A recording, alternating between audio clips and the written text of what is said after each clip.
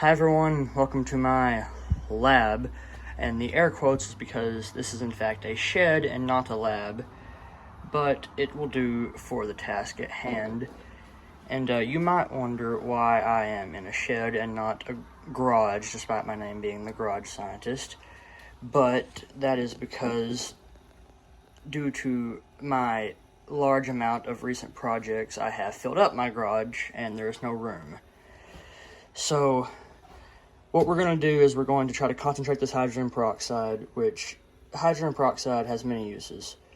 But the 3% stuff that you can buy at the store for cheap is not very useful, actually. You're going to want to, for most things that you would need it for, unless you don't need it to be concentrated, which there are some aspects where you might not. But for most things you're going to need it for, you're going to need it concentrated. And this will not bring it to 100%. This will bring it to about 30%. Basically, this is hydrogen peroxide diluted with water, among other things. But what we're going to do is we're going to remove the water. And it's quite simple how to do it. First thing we're going to do is we're going to add 1 liter or 1,000 milliliters of hydrogen peroxide into this measuring cup. That's probably roughly, I don't know, a few bottles, 2. Not exactly sure how many bottles, but it is a few.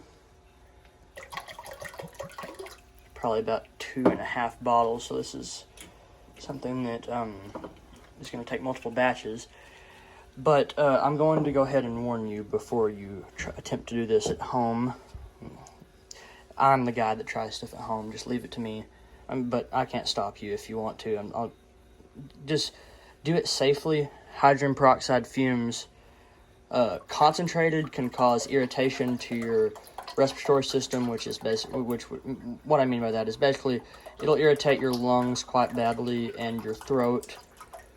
But arguably, what scares me the most is the fact that concentrated hydrogen peroxide and its fumes will actually bleach your hair. And I quite like the color of my hair, and I don't want it bleached, so I'm wearing a hat. I'm wearing a hat along with a hood, and I probably will exit the area whenever I'm actually boiling off the water. But we have roughly 1,000 milliliters of hydrogen peroxide, and we're going to boil this down to roughly 110 milliliters to 120. So we're just going to turn up the heat, not all the way though, I'm going to start off turning it up to about 1. Then I'm going to add a thermometer to measure the temperature, because I don't want it to get too hot, because the boiling point of hydrogen peroxide is a little over 300 degrees Fahrenheit. I forget the exact temperature, but is a little over 300 degrees Fahrenheit, and we want to keep this within water's boiling range and not get into hydrogen peroxide's boiling range. But just in case, like I said, we're going to take precautions to keep the fumes from harming us. I did, like always, if you're going to do this at home, always wear gloves. These are black nitrile gloves. I would recommend doing like I do and wearing a hat, just to make sure your hair doesn't get bleached. It's likely that most of the fumes coming off this will just be water vapor, and not hydrogen peroxide fumes, but you never know. And just in case I accidentally overheat it, I am taking precautions. I brought a gas mask, but I doubt I will need this. I don't think I'll need a gas mask, but what you want to do is you want to just slowly bring it to a boil and boil off the water. Right now it's at 1,000 milliliters, and you're going to want to bring it down to roughly 120 milliliters, to 110 to 120 milliliters, and that's going to give you a concentration of about 30%, which is pretty concentrated. If you go online and look up concentrated hydrogen peroxide, 30% is what comes up. So basically we're just going to wait for it to get hot, and it is already pretty hot. So there is a mouse in the shed that I'm currently using as a workshop, and it has tore open the bag of sulfur I had over here, and I'm not happy about that. And I just want to catch it and use it as a test subject. I mean, make friends with it, but so far I've been unable to catch it. Okay, so 20 minutes has passed, and we are roughly 15 minutes probably actually has passed, and we are still not at a boil, and that is probably because this hot plate is not the best. I bought it at a thrift store, and although I thought it was on, it was off, because basically to get it to turn on you have to turn the heat up to 2 or 3, and if you turn it up to 1 it will not turn on. So it's been sitting here. It's slightly warm, but nothing tremendous. As you can see, I didn't show you guys at the beginning, but the temperature has risen substantially. Not that much, but a fair amount since we started. But anyway, I turned up the heat. I want to go ahead and bring this to a boil, but before it gets too hot, I'll turn the heat back down, because, like I said, I don't want any hydrogen peroxide fumes getting me and bleaching my hair. So I will update you whenever the boiling starts. As you can see, the solution is now fuming, or I can't remember. I mean, I think that should be mostly water that's coming off of it right now. We haven't really gone down that much at all yet. But what I'm going to do, or what I have done, is I've moved it from the big burner or hot plate, which is not very accurate. Watch the light. I'm going to turn it to 2, and you don't hear the click of it turning on until I'm nearly at 4. So I wanted to heat it a lot slower than that to avoid evaporating off hydrogen peroxide. So this is much more accurate.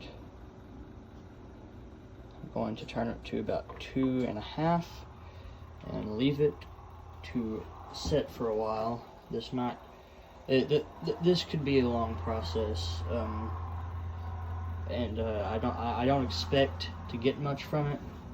My thermometer. But I had hydrogen peroxide laying around. It was the 3% stuff, which I think is virtually useless. So I wanted to concentrate it, just to have something to do. We've only gone down. We haven't even hardly gone down anything yet. But mostly because we're not even really at a boil yet. I've been trying to be really careful about how fast I heat it to avoid fumes, because nobody likes those, and they're usually not good. So let's avoid that. I forgot to mention earlier, but it's a good idea to stir this every now and then. It would be the best if you had a magnetic stir bar to drop in there, but I don't, and I also forgot to bring a spoon with me. But I found this fishing lure. This is a fishing spoon. You would use it for deep water fishing, or fishing in colder weather. I know they use it for that. But yeah, this will work. We're just gonna give it a stir. Make sure. It's just a good idea to give it a stir every now and then. You don't have to be stirring it constantly, but every now and then, like every few minutes, it's a good idea to give it a stir. Ow! Heat was hot! Okay, so at this point we're making some pretty good progress. The solution is about 200 degrees. We have went from 1 liter to about 800 milliliters now. We're looking to get it up 212 degrees. I turned the heat to max, trying to get it up 212 as quickly as possible. But we are making good progress. You can see the vapors coming off that, so we should be done within the next 2 hours, hopefully. So I just took this off the burner. I've been letting it go for roughly 3 hours now. I started it a little after 6 and it's nearly 9. You can see it was at the 1,000 milliliter mark and now it is below the 200. I would estimate that at probably around 120. That's probably where I'm going. I'm gonna collect some in this little jar. You see it got it labeled H2O2, hydrogen peroxide's chemical symbol. Then I'm gonna measure its density. And then I'm gonna, there's like this little website that will calculate your concentration for you. It's an equation involving density and temperature. So yeah, I'm gonna let this cool for a minute. I'm gonna put them in this. I'm gonna put it in this. Then I will measure it. So this here is the best scale I have.